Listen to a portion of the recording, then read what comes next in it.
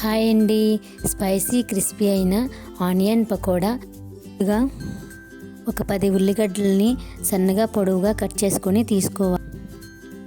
Cut చేసిన పచ్చిమిర్చి, 1 teaspoon కారం, 1 teaspoon salt, 1 teaspoon అల్లం వెల్లుల్లి పేస్టు, 1 టీ స్పూన్ ధనియాల పొడి, 1 టీ స్పూన్ జీలకర్ర పొడి, 1 టీ స్పూన్ జీలకర్ర కూడా వేసుకొని ఉల్లిపాయలకు పట్టేటట్టు కలుపుకోవాలి.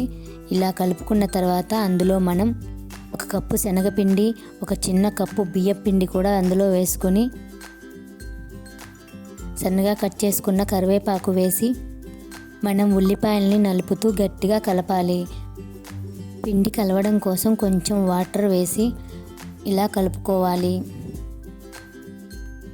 తర్వాత స్టవ్ వెలిగించి ప్యాన్ పెట్టుకొని అందులో ఆయిల్ వేసి ఆయిల్ వేడెక్కిన తర్వాత మనం ప్రిపేర్ చేసిన మిశ్రమాన్ని ఇలా ఆయిల్లో వేసి గోల్డెన్ కలర్ వచ్చే వరకు డీప్ ఫ్రై చేసుకొని పక్కకు తీసుకోవాలి.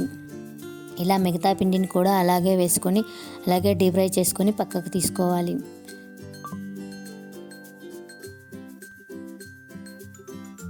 ఎంతో క్రిస్పీ టేస్టీ అయిన ఆనియన్ పకోడా.